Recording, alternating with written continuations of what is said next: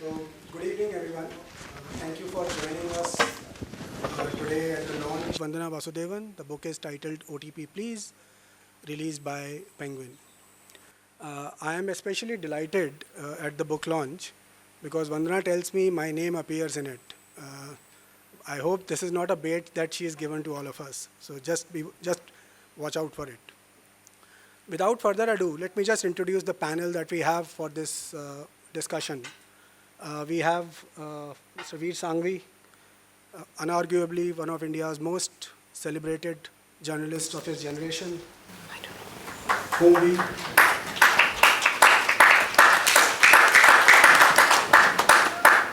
someone who we all watch and read fondly.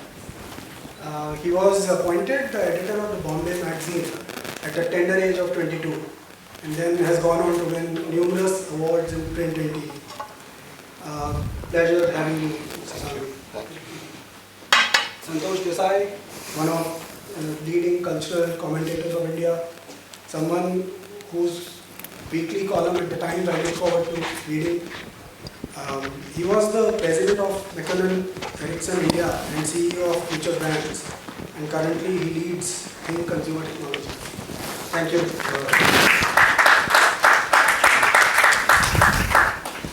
Sajith Pai, our moderator for the evening, is a partner at Bloom Ventures and is a prolific writer who has written on startups, culture and technology.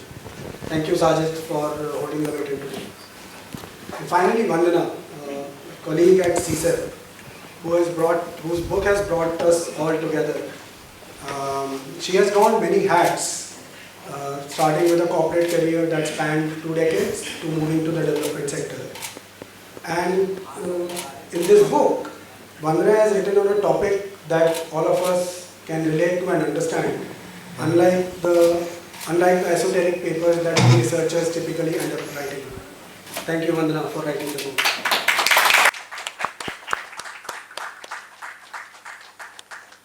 May I now request Lavish Bhandari, President and Senior Fellow CSEP, to talk about the book for a brief. Thank you.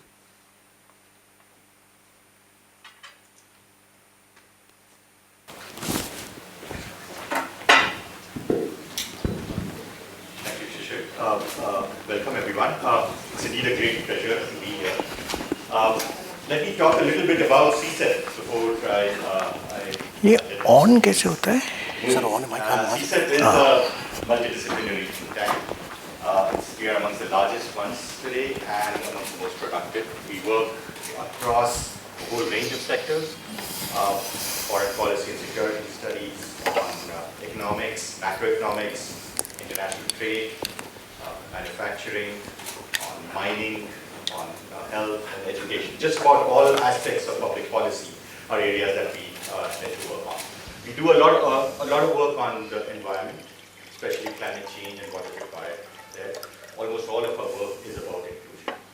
But there is something that our work lacks, and that is being close to the lived reality of Indians. And so when Vandana came to CSEP with the idea of this book, we grabbed on it.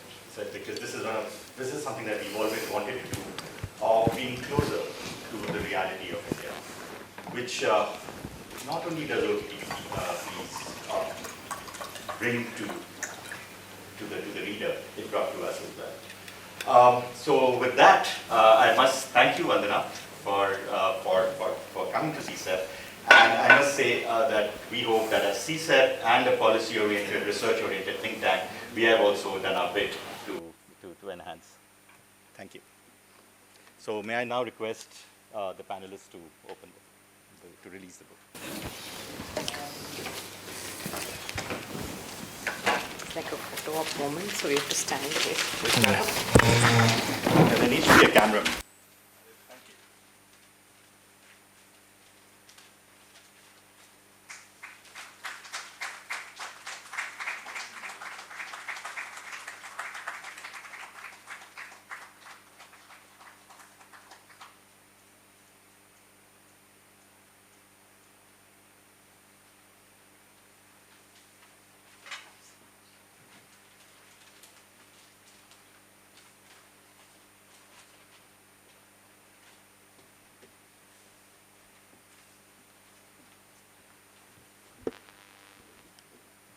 May I now request Archana Nathan, Senior Commissioning Editor, Penguin, to speak a few words. Thank you.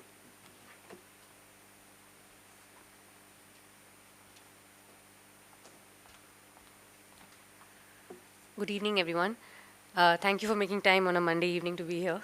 I'm really delighted that we've gathered here to launch and discuss OTP Please. And if I can say so myself, it's an insightful, fantastically researched, and wonderfully written, one-of-a-kind book that offers like a very unprecedented analysis and study of South Asia, not just India, South Asia's growing gig economy.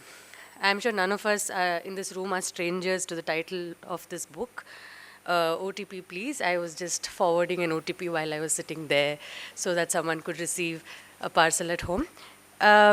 We are each of us today constantly playing a role in how this particular segment of the economy is transforming.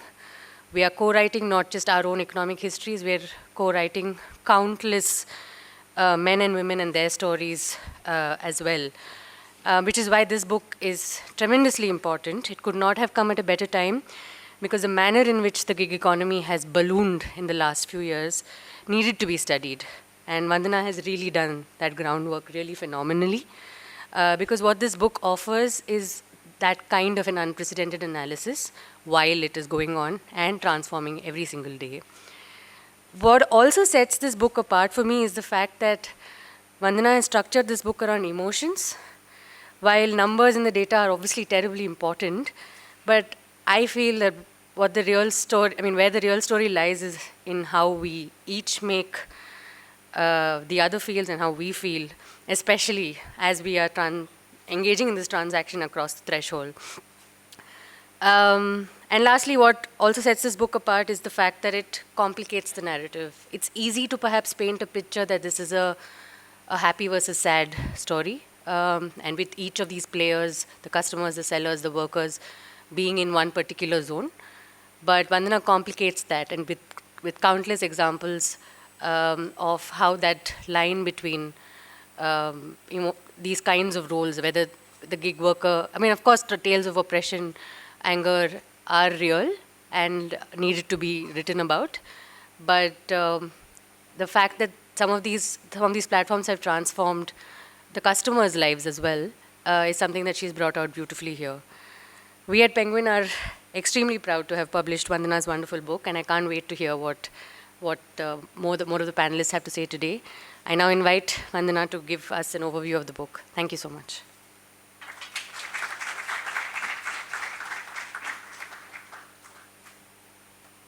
Thank you so much, Archana. You might know about the story of the Akshay Patra in Mahabharata, where the Pandavas are in exile and Draupadi is, handling the household with limited supplies. And one day when she's sort of cleared up the kitchen, sage Durvasa arrives with a whole contingent of people who demand to be fed. And Draupadi is distraught because Durvasa is known to have a fiery temper. And she prays to Krishna, who eventually helps her through the Akshay Patra and solves her problem. So several thousand years later, women who run households don't need divine intervention when an unexpected guest comes, because they have digital intervention in the form of quick commerce and food delivery apps.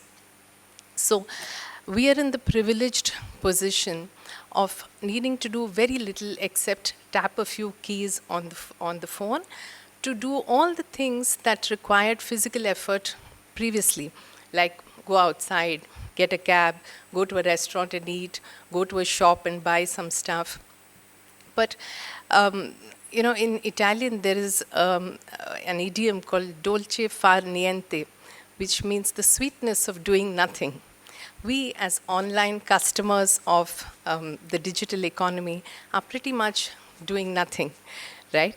And behind this, before that, let me share with you a example which I've quoted in my book, which is of a stand-up comic. He says that one day he wanted to buy a jhadu, a broom from Amazon, And because Amazon didn't have it in their Bombay warehouse, they got it from the Bangalore warehouse to his house in Bombay. And to much laughter, he says, there should have been an error message which says that, no, we can't give this to you, just go down and buy it from the store. You know, so you really don't need to do anything. If you want something, somebody will deliver it to you. If you want it replaced, somebody will take it back. If you want another one, somebody else will come and give it to you at your doorstep. So these are privileges which even like 15 years ago were absolutely unthinkable. But behind all these conveniences, there's somebody paying a price. And that somebody is the hordes of worker ants of the e-commerce system, all the gig workers and who are, work 12 to 14 hours a day with low wages and very little security. And apart from them, there are thousands of small sellers, small restaurants, which have sort of clambered onto the platforms and with no understanding of the algorithms that govern them. So all these people, the workers, the small seller, the small retailer, all of them live in precarity within that ecosystem of e-commerce. And then there is power. It is the tech platform which has power because it has all the information about us. All of us get notifications saying, hello, last Sunday you ordered an ice cream. Now it's Sunday again, would you like an ice cream? Because the app knows when you bought it, what you bought, when, from where, everything. So that's the power of information. The tech platform also has the power to evaluate workers and monitor them constantly through the rating system. But interestingly, it also empowers. So there are marginalized groups like, say, disabled people whose mobility freedom has multiplied with the arrival of apps like Uber, because previously they used to, have to walk on South Asia's bad streets and take their public transport. But with Uber, they can go point to point much more safely. Women are another group who have been empowered by their work, by working in tech platforms, because they get their money straight into the account and they supplement the family income. So it is this balance of privilege, power, precarity that I'm trying to tell in OTP Please through chapters that are named pleasure, guilt, courage, freedom, oppression, etc., which some reviewer called the Navarasas of the e-commerce system. And for helping me write this book, I thank CSEP. For Dr. Rakesh Mohan is not here. I thank Dr. Gopinath, who actually introduced me to CSEP. She used to be our principal in Lady Shriram College. And I thank Dr. Lavish Bhandari and my friend and colleague Shishir Gupta and all those who organized the function today, Manmeet and Gurmeet, and Aruna Bose and Aisha from the comms team. Thank you so much to everyone in CSEP for doing this. And I won't get an opportunity later, so I want to thank all the panelists. So let me spend a minute on my personal connection with them. So, personal or not, I don't know, but my connection with them.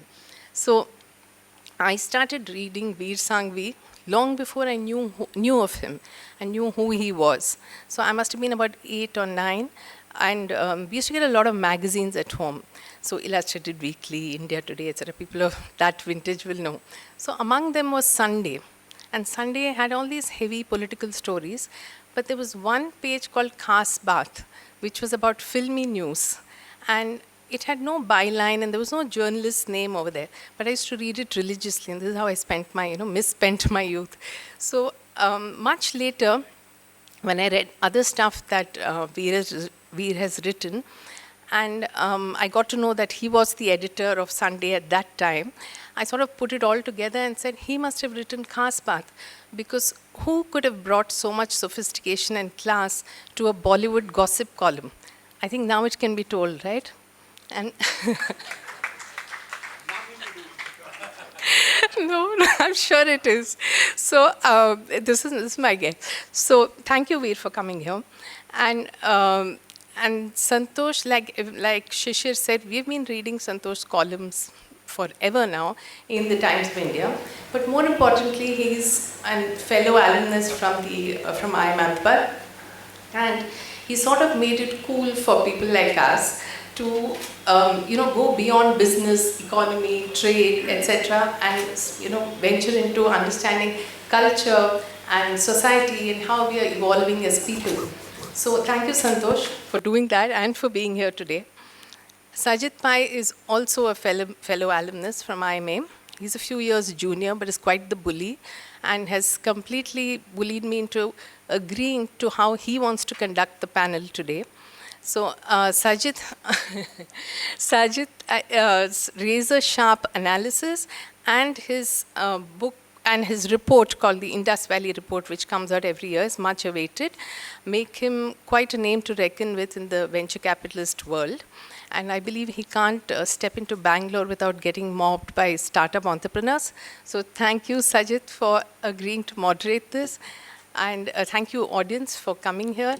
And I think we can start the panel discussion.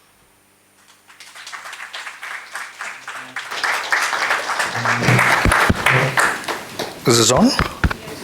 Yeah. So Vandana, thanks for that intro, and congratulations on the launch of the book. So Vandana and I met at an IMA alum reunion,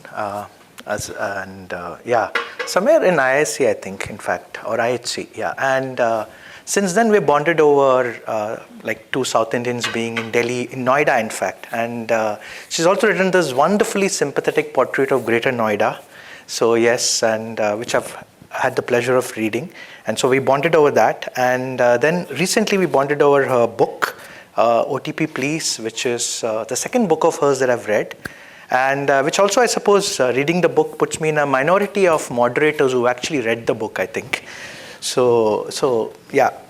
So I'll, Vandana, as I turn to you, and I want to ask you the first question.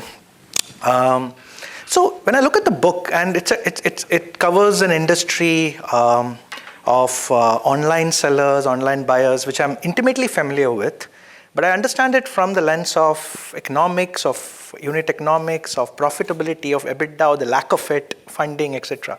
But what I really loved was the anecdotes and stories that you've woven through the book, right? There's wonderfully sympathetic, nuanced portraits of people who we rarely give a thought about. And you've kind of covered them all. And one of my favorite anecdotes was this one about the Zomato delivery guy. And he says that pehle din Zomato pagal kar deti hai. Like, it drives you crazy. And because you're getting so many orders and they're trying to kind of impress you. And then soon, slowly, after that initial thing wears off, they've hooked you in. Then he says, wo brahmit kar deti hai. It just confuses you. And it doesn't give you orders on time or not enough, etc. So I found, at least that was my favorite anecdote about the algorithm that you just can't please or master. And I'm sure that each of you who've read the book will have your own favorite anecdotes. And I want to turn to the author now and perhaps take us through two anecdotes that were your favorites. And perhaps like an author, as a mom, not supposed to have a favorite children, maybe an author can't have a favorite anecdotes.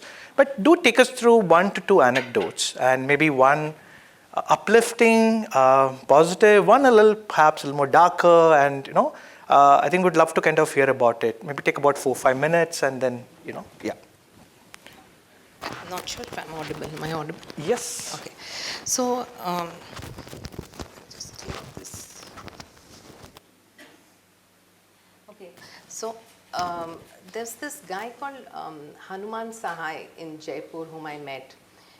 Wizened old guy, must be some 50 odd years.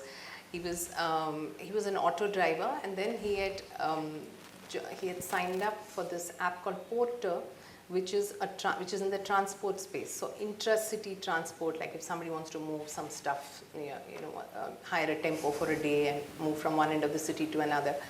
So I was speaking to him, and this was in a rally of gig workers who had, and they were waiting for Ashok Gehlot, who was the CM at that time, to come because they wanted to represent their issues to him, etc.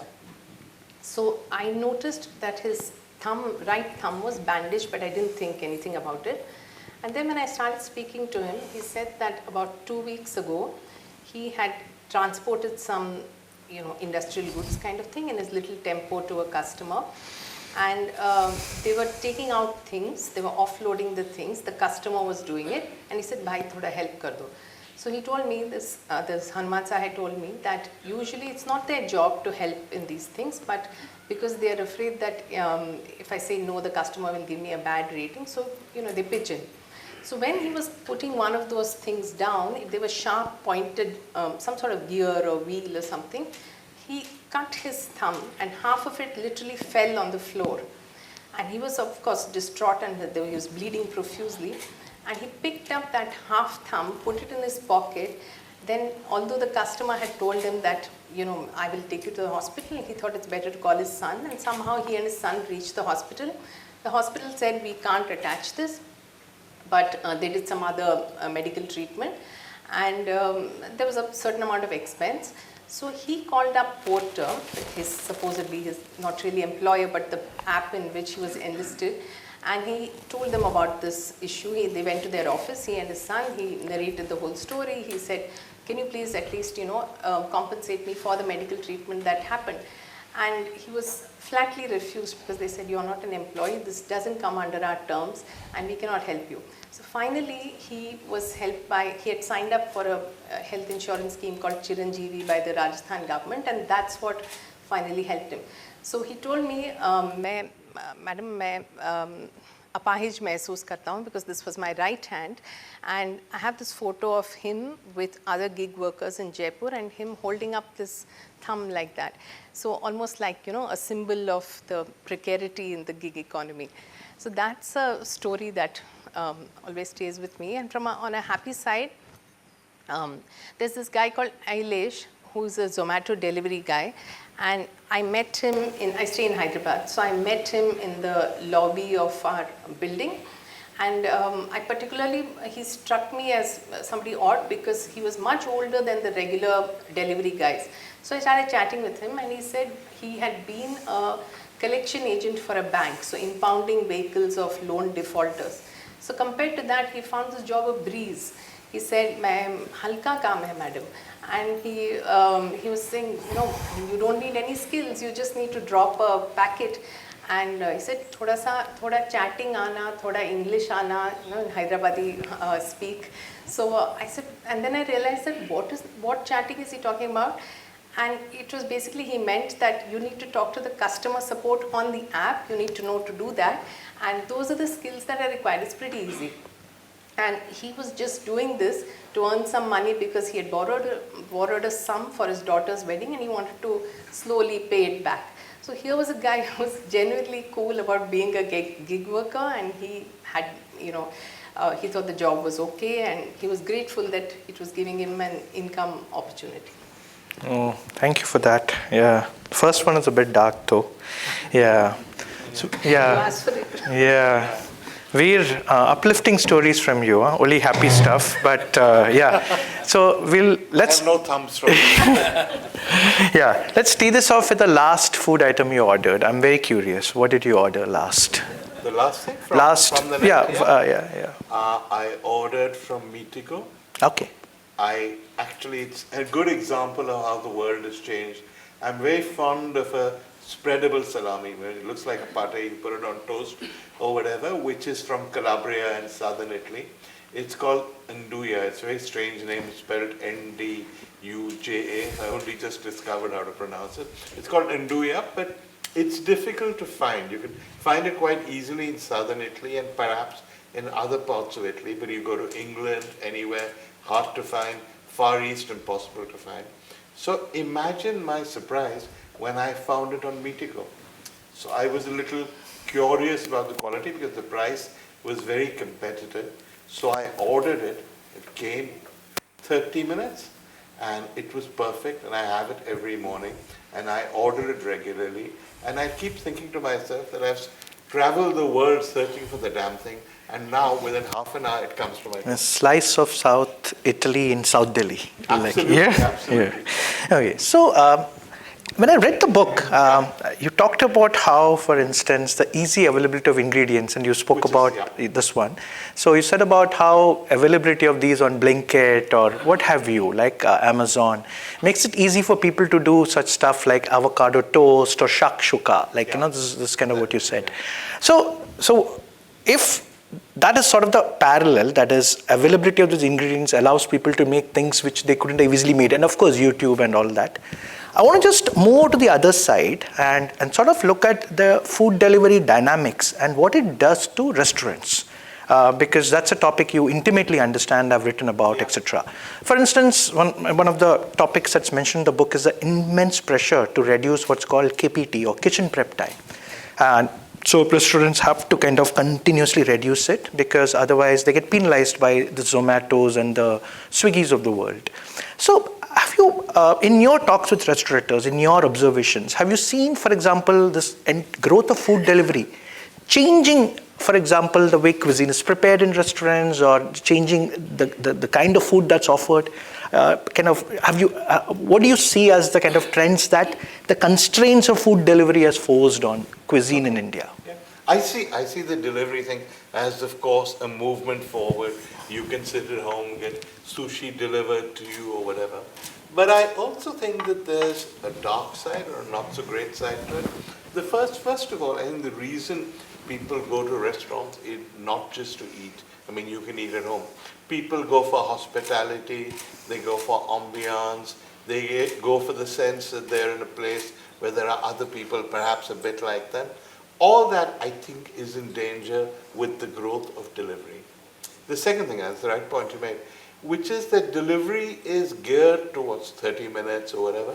So when you order a dish in a restaurant, of course, the ingredients are ready and the shortcuts are ready, but the chef still takes trouble over them, makes them properly.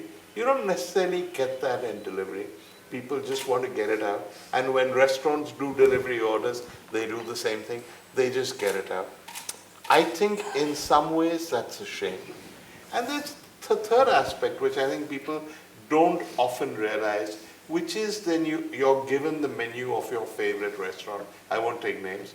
And you say, oh, I remember I had this, I had this, I had this. I will order it at home. And you get it with a little bit added for Zomato or Swiggy or whoever the delivery person is.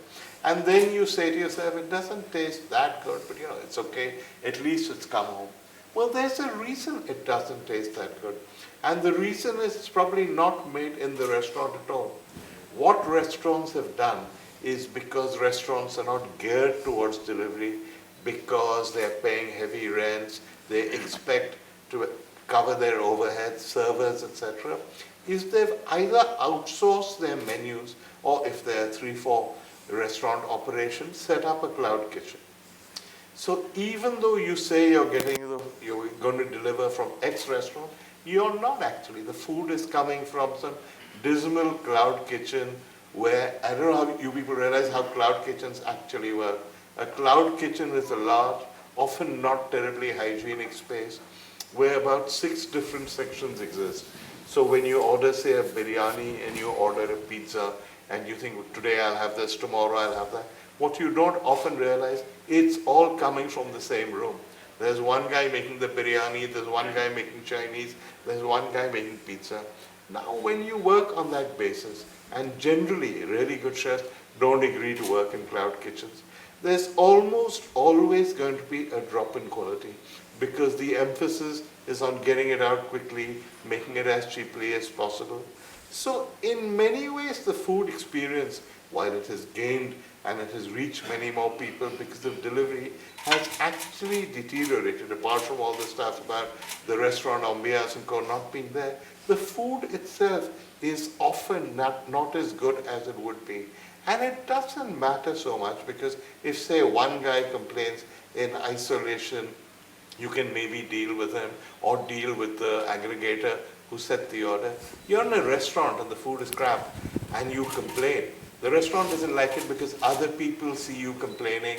2 managers come up, they try and mollify you, they offer you a free dessert. All of that sense of hospitality, that sense of keeping quality is in danger because of delivery. Oh, thank you for that. It's constraints breed a certain kind of behavior and change. Yeah. Well, thanks. And Santosh, over to you now. And initially I was supposed to be a panelist, and then Vandana said, "Now you have to be a moderator." And then I said, "I'll have my revenge by asking such long questions that I'll get my point of view across." So the question, there is a question that's going to come to you is, you've been a keen observer of the Indian consumer economy, the Indian middle class, etc. And I would say one of the key pillars of the Indian middle class has been the IT industry, for instance, like for example. And it's actually shocking, but there are only about 50 million formal jobs in India, right? Out of the 560, 600 million people in the labor force.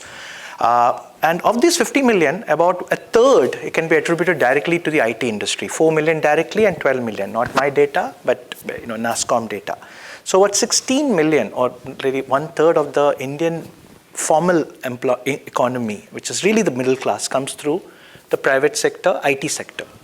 And if that was really the great creation of that era, right? Today I see a very interesting parallel in how the gig economy is creating a whole cadre of a lower middle class. It's actually the people leaving their farms, coming here. They're not in a manufacturing job, so they're taking gig jobs. All you need is a motorcycle and a mobile phone. And, thoda chatting aana, thoda ye aana, and that's it. And 12 million people. It's the latest study. That's about 1.2 crores. It's not insignificant. So I'm just curious. You've written about identity. You've written about behavior, something like that. How is this? And it's more a question around. And feel free to kind of explore this question. Is there like a gig economy identity? Is there how does it differ from the typical lower middle class identity?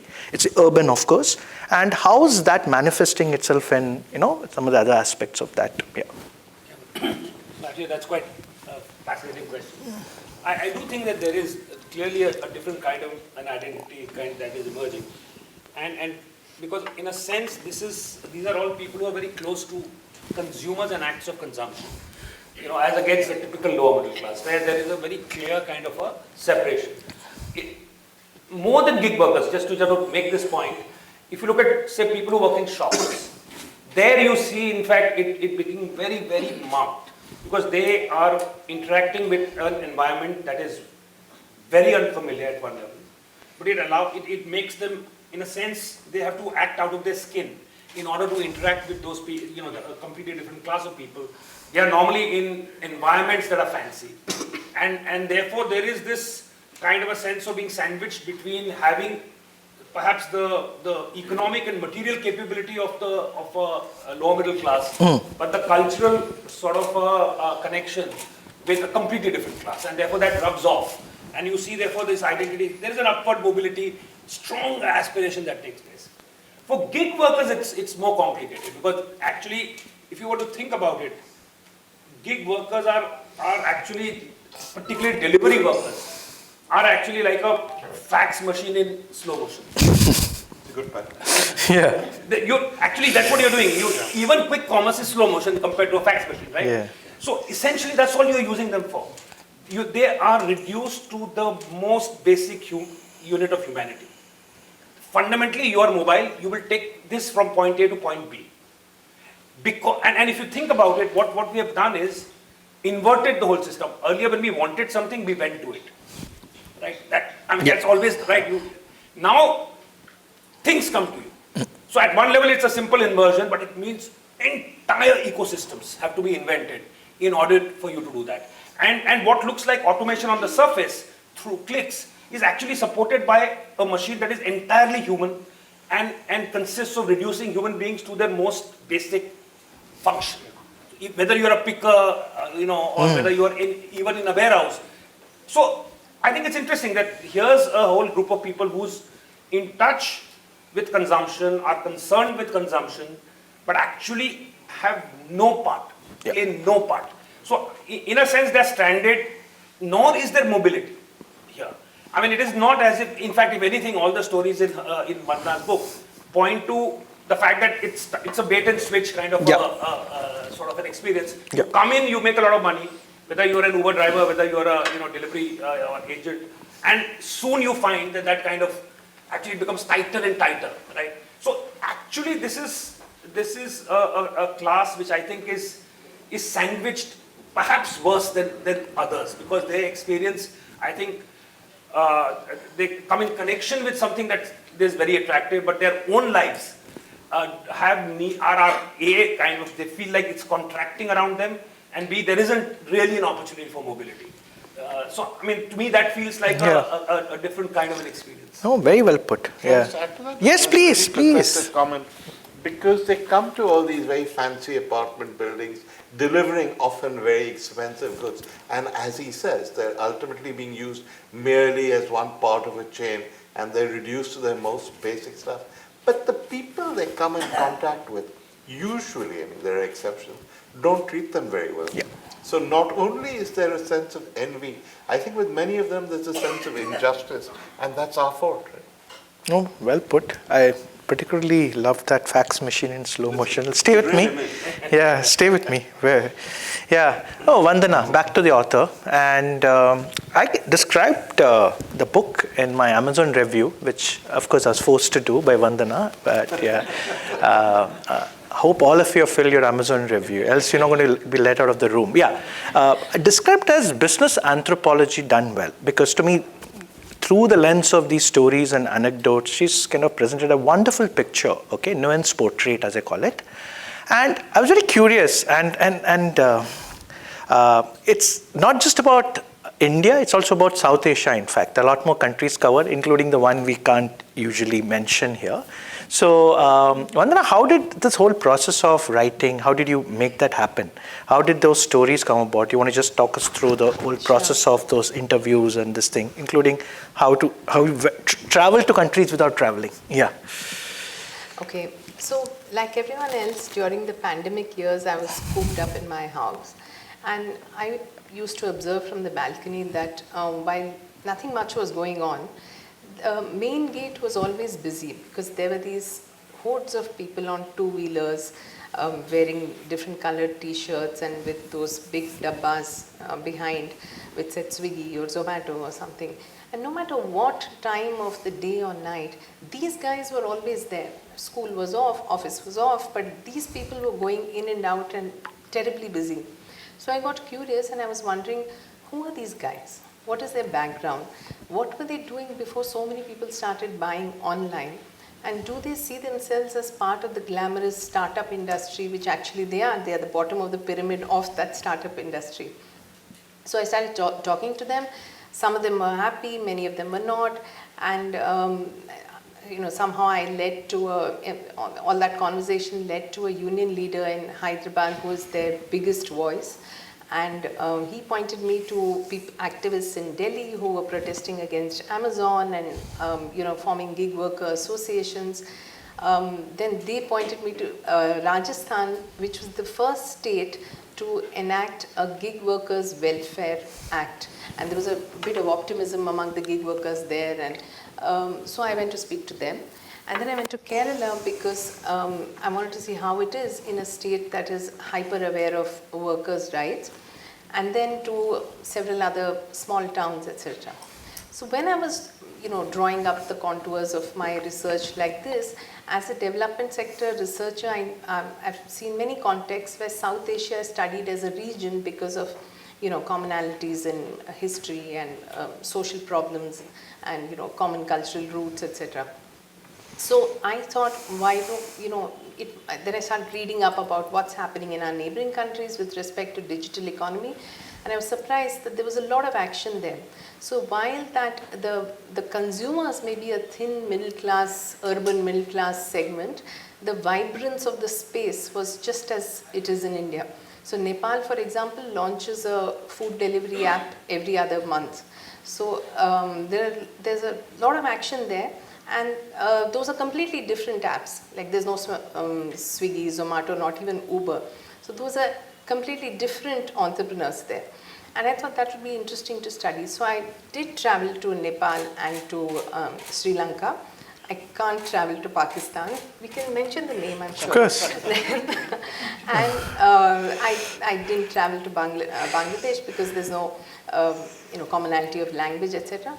But through almost like a neural network, that panned out through WhatsApp and LinkedIn, I made a lot of contacts with people in the countries where I couldn't travel also, and somehow got the voices of the gig workers, the consumers and the sellers from there to my laptop. And it was fascinating, that whole process. And it was actually it was also in a way sort of beautiful. There was there was a boy in Peshawar who did some interviews for me, and he eventually invited me to his sister's wedding. I mean, can you imagine? He sent me a WhatsApp invite and said, this is of course I can't go, but he sent me that invite, and it was very sweet. And there were two young girls in Karachi and Lahore, I think, who wouldn't take any money. And I said, let me send it through somebody whom I know, etc. And they wouldn't take any money. And so, but they had done such a wonderful job that I used one of their online sites, and then I gifted them something. So it was home delivered to them. So it was all very nice and heartwarming. And for Bangladesh, the people who spoke to me, I had a Bengali friend who was on a Zoom call, and as that gig worker spoke, she was translating online. So that's how I collected a whole lot of information. And the whole process was enriching and really, really beautiful. Thank you for that. Yeah. So, Veer, I want to talk about, and contrast two characters. One is really the online seller, take a restaurant, food delivery restaurant, or even this gig workers who work there. And you've described a little bit in your past thing about the challenges that they have, etc. And then there's another kind of a persona that you've written about, which is like the street seller. Right, you've talked about, and you have an awards ceremony for them, and So, just in terms of those two, what I notice is precarity. Right, that's a common theme. Both of them are in a precarious position. Incomes are not assured. A lot of challenges in their day-to-day things, etc. And India seems to have a fundamental challenge.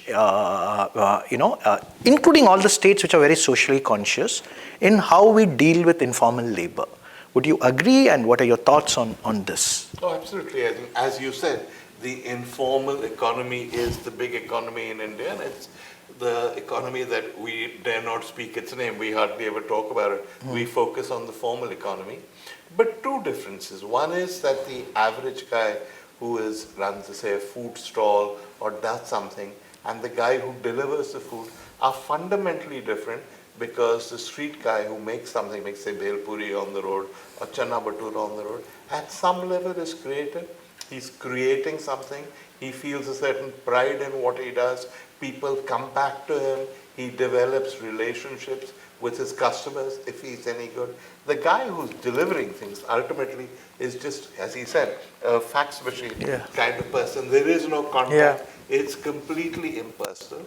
I mean, that's one side of it. The other side is that if you work for Zomato or Amazon as a gig worker and you deliver things, there's a degree of the kind of security that we middle class people don't understand, whereas the street guy is shaken down by the municipal corporation, he's kicked around by the police, he lives precariously from day to day, wondering if there's a bandh, if there's a holiday, if it rains, I won't get money. If I don't get money, I can't feed my family, because these guys live from day to day. The Zomato guy, the Amazon guy, doesn't have that problem. So in a sense, as bad as I feel for the gig workers, I feel very bad for the street guys also, because they are in many ways the soul of India. They create something, they get treated like shit, they get discriminated against, and nobody's willing to listen to them. Oh, very well put, yeah. So, I would move from precarity of a kind to passivity, which is Santosh. You've written about passivity as a theme, I've read. And so, in your previous one, you spoke about how we have everything coming to our houses today. We've kind of inverted the economic system. And what it does is kind of create a certain great Indian passive consumer. What are the changes that you've seen in the Indian consumer or the Indian when it comes to like this extreme passivity that everything comes to me, you don't go around? How do you see that kind of shaping, I think that's a natural consequence of, Yeah. of technology, not just in this area, which is deliveries, but even otherwise. The fact that and this has been written about, I think, extensively, the idea of how, whether it is opinion making and how easy it is, therefore, to just try to, to sort of spout off on any subject, right? And because there is, what is the cost? There is no cost. You have anonymity, which is the other, if you choose to exercise that, you have the ability, therefore, to pretty much, without effort, so by reducing friction, essentially what it does is that it makes, this is the internet in a sense, and the digital world is a place where we share without sacrificing anything, right? And we call it sharing, but sharing actually means you have to give up something. For somebody else to get it, right? Yeah, activities without effort. And therefore this, without friction, essentially what happens is, and with AI coming in, actually this is going to be even more frictionless. Thinking is frictionless. Yeah. Right, so we are actually eliminating all sources of friction in our life. And the ultimate goal seems to be to absolutely close the gap between desire and fulfillment. True. Right? So in fact, in an algorithmic world, fulfillment can precede desire or can make desire happen. Yeah. Right? It's almost like the fulfillment creates desire. So I think we are seeing that. We are seeing that everywhere. We are seeing the kind of, you see that in the younger, certainly generation cohorts, where passivity creates a kind of, the combination of far too many options combined with the fact that you passively kind of engage with them creates this peculiar kind of sense of alienation and a peculiar sense of getting burdened, in fact, by the fact that you have far too much exposure and without activity, without the fact that it's all, because it is all coming to you and because it is all available and you have to sift through it, there is this almost a sense of burden that you see, among the young in terms of how to navigate relationships, how to navigate careers, how to navigate friends, how to navigate conversations. I think you are seeing, it's almost invisible epidemic of mental health kind of issues that we are seeing among the young. And a lot of it has to do, it's not only passivity, but a lot of it has to do with this combination of the fact that, and also the world has changed so much and there are no, and there are so many opinions coming in. So what do you do? How do you choose? I mean, that is, I think, the big, I mean, the whole paradox of choice, again. So I think what passivity does is it kind of is increasingly, I think, making us, we are being acted upon all the time rather than acting. And I think that is it's not just young people, it's all of us also. Veer, you want to come and share thoughts? Yeah, Please. What he's talked about, how there's a new generation growing up of people who have opinions on everything, etc., and how it affects the relationship. The other aspect of it is that what we now have is speaking, acting on the internet without consequences. So there's complete irresponsibility. Once upon a time, before this anonymity started, if you said something that was unpleasant or whatever, there was a degree of daring involved because you risked what you said. You spoke up and you spoke out and you spoke your mind. Now you can say what you bloody like. Nobody's even going to know who you are. And it doesn't matter. You can change your mind the following day and you're fine. So what that does, as he's saying, to a generation, to all of us, now why just a generation, to our attitudes, to this sense of no consequences, a lack of responsibility, I think is worrying. Actions without friction and actions without consequences, both coming together. Yeah, I'll kind of head to the last set of questions, and so this one's a fun one, and I'll start with Santosh. And Santosh again, but this one, talk about one favorite or memorable kind of anecdote or incident you've had interacting with the gig or convenience economy. Could be an Uber driver, Zomato delivery, whatever, so urban hairdressing person, you name it. So this one is actually, it's at one level a pretty standard kind of a complaint, but slightly interesting, which is what happened with me at Flipkart. So I'd ordered a tablet, I think an iPad or something, and which I kind of received. So it had two problems. One, it was broken in half, and the other was that it was stone tablet. Oh, It was so, yeah? So I Wow. thought absolutely amazing. I mean, it was absolutely amazing. Instead of an iPad, I got a block of stone. It was broken in half. Yeah. And now when I complained, that person at the other line was unbelieving. Like, how can that possible? How can you get a stone instead of an iPad? Yeah. I said, look, I can't dream this up, right? Yeah. I mean, even if I had to, if I was even a fraudulent kind of a customer, I couldn't dream this up. And again, of course, the usual thing that happens, slow movement, you put it on social media, Yeah. 5 minutes you get a call, Yeah. and everything is hunky-dory. So I mean, that was my most fun experience. Yeah. Veer, what's yours? Not a lot of fun. I actually usually end up feeling sorry for these guys. But I often think, and it's not something we think about, is you talked about the private sector and gig workers, let's face it, are not treated fairly. And yet, because they're private sector, there's a degree of accountability that we don't realize. I don't know how many of you are old enough to remember the time when postmen used to deliver everything. They worked for the government, they worked for the post office. So if they came to you on Diwali or Holi and they asked for bakshish and you didn't give it, you would find that your packages were not delivered. And particularly it happened if you got, I don't know if you even remember these, money orders.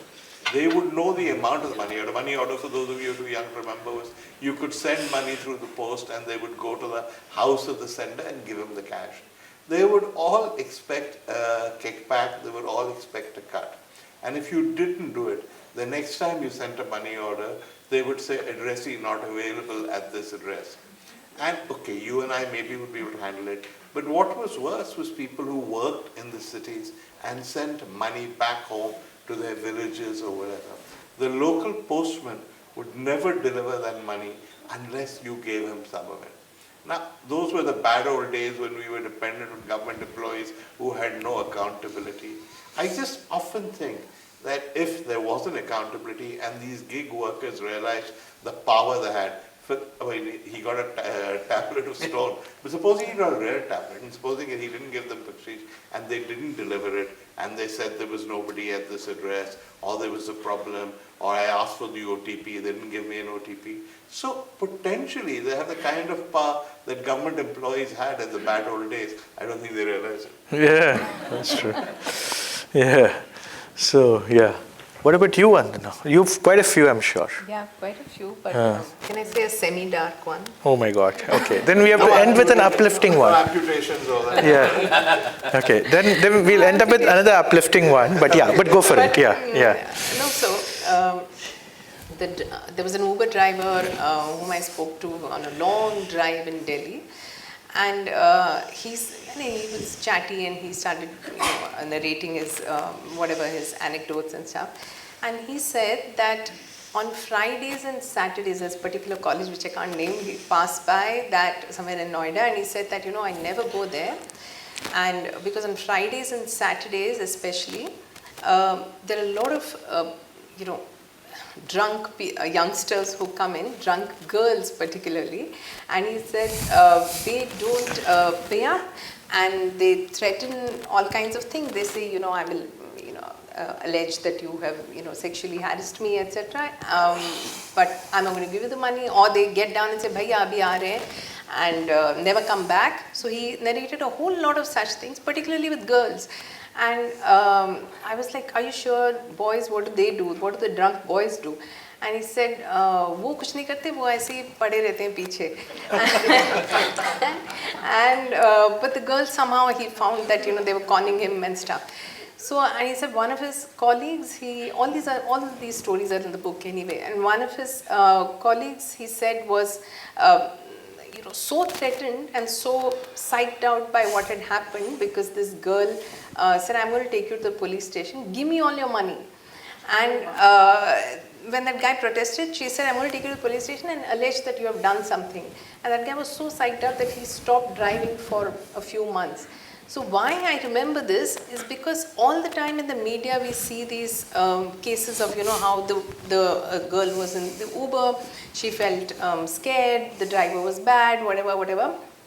But this conversation opened my eyes to the fact that anxiety cuts both ways, first of all. So the driver is as anxious about weird passengers as passengers are about the driver, first of all. And secondly, this anxiety is gender agnostic. I mean, people are afraid of drunk girls. The male driver is afraid of drunk girls, as he narrated many instances of. So that's what I remember. Oh, well, not as dark as I Yeah. thought. Okay. Yeah. it But was- also, yeah. it shows the social inequality. Yeah. This girl went to a police station, a middle-class girl, with this guy who's come from a village. Guess who will be believed and who will be arrested or beaten up, right? Yeah. Yeah. Absolutely. In fact, that's the reason why that guy was, traumatized and gave up the job for a bit. Yeah. So yeah, I think on that note, we'll kind of end the panel as it is, but we're going to invite the audience for questions. This is your chance to ask Veer Sanghvi what his favorite restaurant is, Santosh which columnist he doesn't like or likes, Vandana for recommendations, about, go for it. Yeah. Yeah, so my basic question is that as Veer is saying that... Who is it for? Who is it for? Is it for any... It could be for the entire panel, so as Veer is saying that the quality is declining, basically because of the, of the food as such, So is it not there that the focus is mainly on the investors, because most of these basically are, apps basically are, platforms are raising funds, in basic billions, and their focus is mainly on urban consumer who is basically has the maximum purchasing power.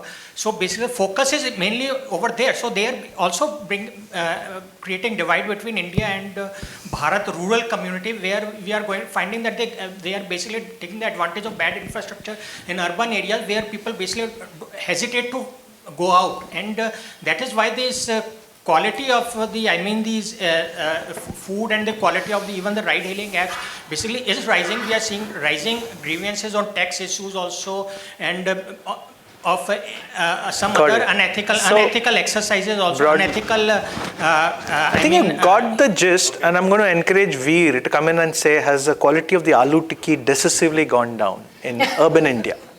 So I think it's gone down in parts of urban India. It's too hard to generalize about everybody. I'm sure there are wonderful aloo tikkis available. But you ask yourself the obvious question. If a kitchen is producing chop suey, spaghetti, pizza, biryani, Thai green curry, all in this one space, usually using very similar ingredients, how good is it going to be? Absolutely, yeah. For you.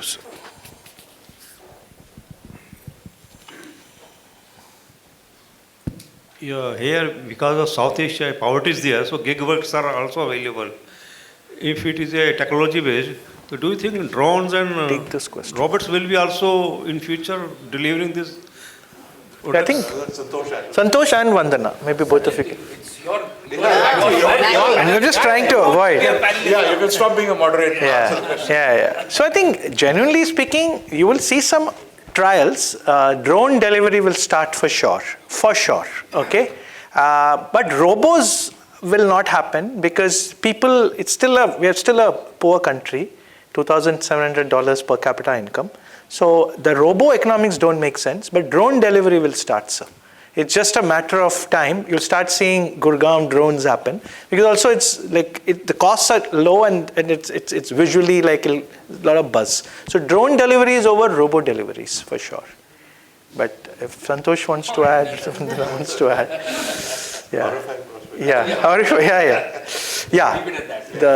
the lady.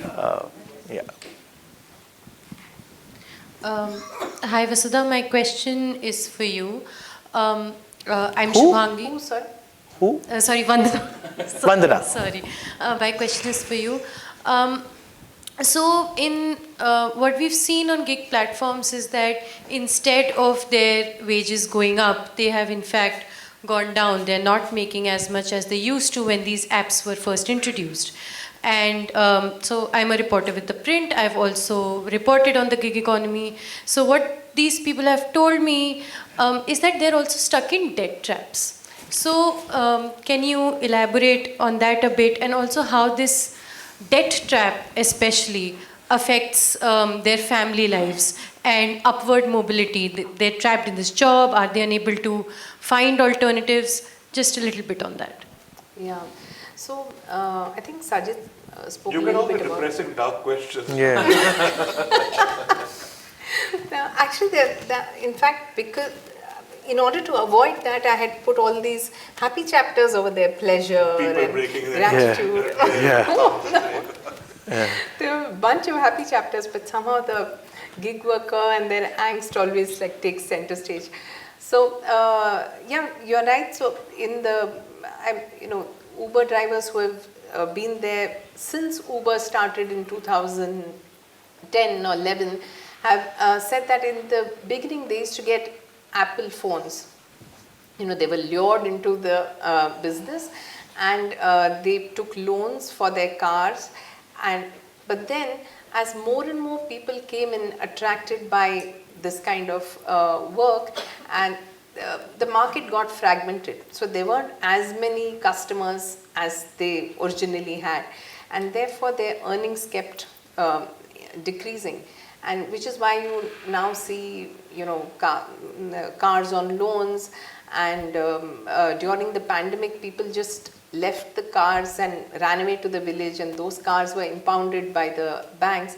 And for sure, it, like any debt, it creates a lot of angst for the driver who has to work harder and harder, and for 14 hours or 16 hours in order to earn the money to pay that. Yeah. Lots of questions. The lady there, yeah. Hi, so my question is to Vandana. The examples you gave of the gig workers was primarily male. So I wanted to know that what was your experience with your interviewing women, not only in India, but also in the other countries? That Pinky Gupta story was very uplifting, the urban company lady. So Yeah. I say that uplifting story. So there was this, and this is just one example. So for sure, tech platforms have enabled a lot of financial freedom for women workers. To give you this example, there was this urban company lady who came to my house, and I deliberately made an appointment so that I could interview someone. And she said that she was originally in Delhi, and they were a gig couple. Her husband was an Ola driver, and she was an urban company beautician. And she said that she had this ambition to build a house in Hyderabad because she really liked the city and didn't want to go back to Delhi, while her husband wanted to build a house in wherever their hometown was. But she said, I have my own plan, and he doesn't even know how much I'm earning. The money comes directly into my account, and I'm saving up pretty fast, and I'm going to buy a house in Hyderabad. I don't care what he does. So, she had her own path charted out, which was enabled completely because she was on the platform, and this money going into the account is a big thing. Plus, she said that, I sign up when I want to, and, I tell the manager I'm available on this days of the month, and he therefore, schedules me accordingly. So I have a lot of flexibility. So it was really a story, uplifting story of women finding financial freedom on tech platforms. Yeah. The lady behind, green. Yeah, that's, yeah. This is a question for Santosh. With, all these online marketplaces and all that, do you find there been a significant change in the way households plan their purchases? The earlier this thing of, just sort of scheduling, monthly purchases and all of that. Now you just know that if something runs out, I can always get it in 10 minutes. Has that very significantly changed, and what does it do to household budgets and all that? No, it has changed, and I think that is an accelerating trend because the quick commerce sites in particular, I mean much more than the traditional kind of e-com sites, have completely changed behavior. And initially when they came, I think it was argued very clearly, okay, who needs all of these things in 10 minutes, right? It seemed to be catering to a need that didn't really exist. There were some things, of course, that you needed in a hurry, but by and large, you didn't need everything in a hurry. And now you can buy mobile phones, you can buy printers, I discovered the other day, in 10 minutes. So, I mean, it's But what happens here is that supply sometimes changes behavior and creates demand, and that is exactly what has happened. Once the norm changes, and the fact that you get things in 10 minutes, then why would you want to get things in a day? Right? I mean, it's not that you need it in 10 minutes, but 10 minutes is better than 1 day. I mean, and I think that has happened. You had a reshaping that has happened of consumer behavior. You have this sense that, you don't need to store up things. That you don't need to, that as you need something, you can buy. As you think of something, you can buy something. So at one level that increases impulse, because, then you leave everything to impulse, in a sense. So, and therefore there is this, your orientation becomes a more impulse kind of based one. So that is happening, and it also, you are right, because there is no aggregation taking place. You spend in disaggregated kind of, many disaggregated transactions. So your sense of the totality of the budget and what you are spending gets, otherwise that your monthly budget, when you go for your monthly grocery shopping, the households had an idea that this is roughly how much you spend. Now that doesn't happen. The other thing that happens is the fact that there is democratization in terms of who orders. So whoever needs it at that moment orders. So there is fragmentation not only of the budget, but also the fact that the number of decision making have multiplied. And at different points in time, people are ordering. In some households, because which are affluent households, even you will have household help ordering, right? So in that sense, it is completely a different kind of a behavioral pattern that is emerging. I think two questions. One, the lady, then Harsh. Yeah, the lady. Yeah. Hi, I have two questions. Also, yeah. One is Then after on Harsh. the mobility options of growth as a profession. So is it once a gig worker, always a gig worker? And do we actually look at a future where literally millions of these people are getting stuck in a non-growth, non-skilled area? So we are creating a whole bunch of people who perhaps have aspirations, but are not even, encouraged to work beyond what they're doing right now. And the other question was on mindsets. Like, on the one hand, we have several questions on cybersecurity, personal discipline, personal digital disciplines. But somehow, even as e-commerce users, there is just no dimension of any do's and don'ts, and each one is multiplying that zest for ordering more. So where is it taking us? Vandana, do you want to take it? I can answer, qualify it later, but you want to take the... No, I can take the bit of especially the first one, the one about growth for the gig worker. So obviously there isn't any. I mean, nobody like, when they are 10, 15 years old, nobody says, I want to be a delivery worker. So they're becoming delivery workers because there is no other opportunity currently available. And typically they see it as a placeholder kind of job, and they feel that they will get somewhere, that maybe a visa will come, which they've been waiting for, or some sort of admission in some place, and this is something they do to bide their time. But it so happens, and that's a comment on the state of employment or the nature of availability of jobs, perhaps, that people have been in these jobs for years, like 5 years. I think 5 years is long to be a delivery worker. So and they just keep doing the same thing again and again, and meanwhile their families maybe are growing, their demands for money are growing, and it's a sort of a dead end for all of them. I mean, it's not like you spend 10 years and you get promoted to supervisor. No, you're always a delivery worker. Yeah. The only point I would say is I broadly agree with her. There is no growth in these. I come from the investor world, and these are not full-time jobs, and I don't think the companies, they don't want to ill-treat the workers, but they also don't want to invest in growth because that's not an employer-employee relationship, also legally. But what I can tell you interestingly is there's a hierarchy of income earning. Right now, the highest income earners would most likely be urban company. Okay, there's an ability for some of the beauticians, etc., to make good money. Okay, genuinely decent 40, 50K easily. Okay, and some of the workers, their contract, like if you're electrician, furniture, plumber, you can do very well there. Within the delivery, quick commerce guys make the highest, 100 rupees per hour. Like, so in 10 hours, like you can do 1,000 a day with 25,000 plus bonus if you do 20, okay? And then it comes down.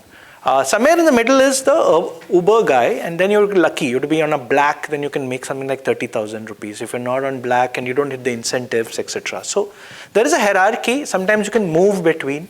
And I would say like the only genuinely some sense of, I won't say noble or anything like that, but some sense of profession which is dignified is what Urban Co or someone like that is able to offer, because there is a relationship with the customer, you're interacting with the customer, they're talking, the beautician is at your house, the hairdresser, you can chat with them, less so with the contract, like plumber and all that, because they're there for, but at least they talk. They're small business guys on a platform, as opposed to delivery, which is really you're just reduced to your basic. So that skill is something that they haven't been built on. Yeah. And Urban Company does, I was really curious on this, I was doing a little work with them.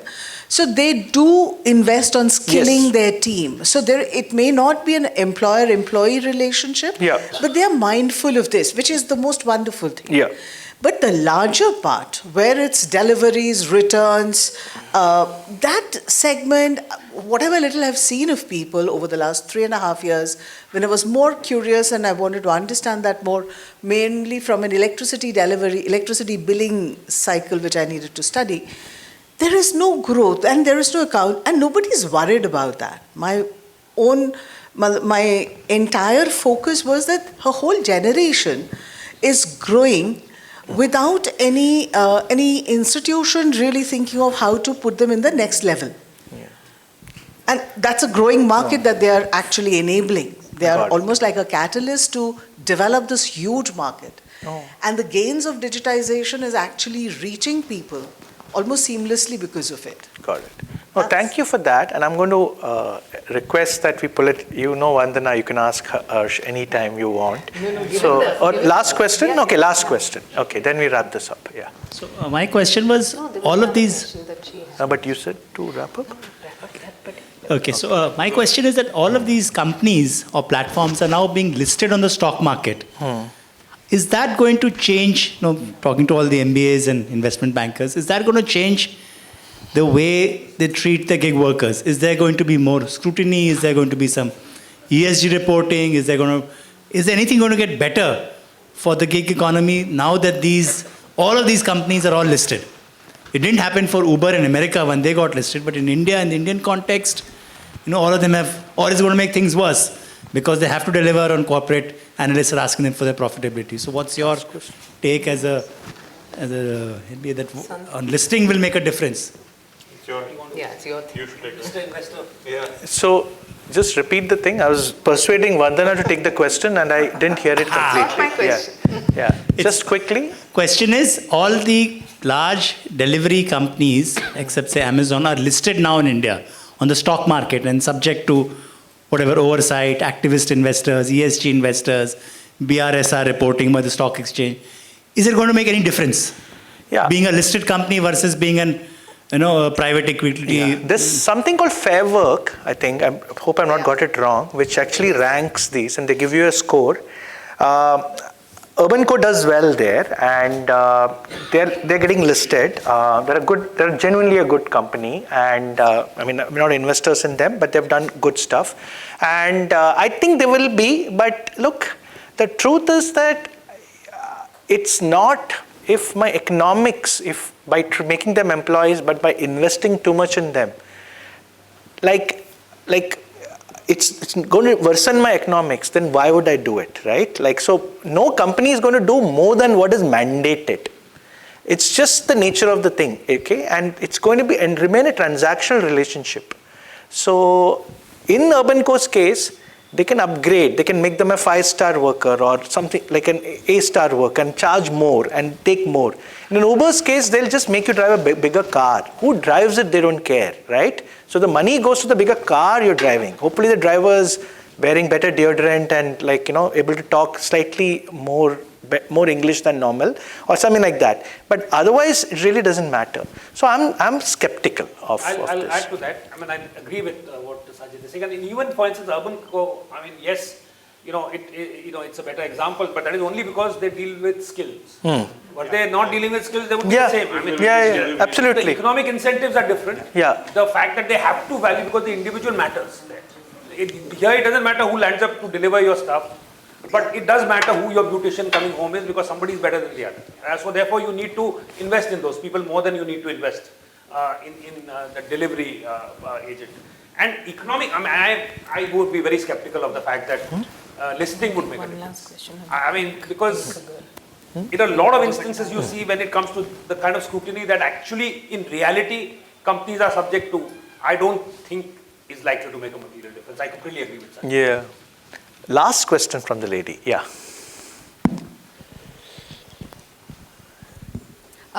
Thank you for writing the book and visibilizing rather invisible economy. I just wanted to point out and wanted to know, again a dark question, I can follow it up with a joyful, this thing, but have you come across any biases on part of the Uber drivers or people who drive basically? Because I have Muslim friends and queer friends who don't get bookings confirmation because of their names, and if a queer friend gets into a car, they feel more unsafe in the car than they would feel on a bike.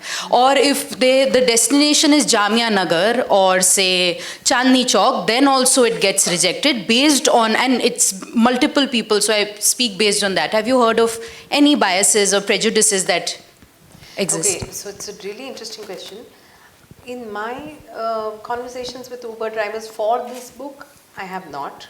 But there's an entire section in my book on ratings and on ratings. And in that, in the US, there are a whole lot of black passengers who say that they find it very difficult to book an Uber. And that's like, it's recorded, there are studies on it. And it's established that you're at a disadvantage if you're a black passenger or a non-white passenger in America. Thank you. If I could just add to that, although it was incidental, we were doing some other work and talking to people from across the spectrum, and we certainly came across some sort of Muslim gig workers, Uber drivers actually, if I remember rightly, who talked specifically of the fact that there was a problem and that they got rejected. That was absolutely a specific experience that we came across. Yeah. Sorry, I'll just add to that. If you go on Twitter, you will find any number of proud Hindus saying, if I see a Muslim name for my Uber driver, I cancel that. One of my friends was actually kicked out of the cab because she started talking to a friend who was Muslim, and they were talking about Pakistan and how his family came from Lahore. So, but to just end on a joyful note, there is a young Blinkit delivery person who stays in Dehradun and is in college right now in Dehradun, and he has been making a lot of content and he has a huge following of people.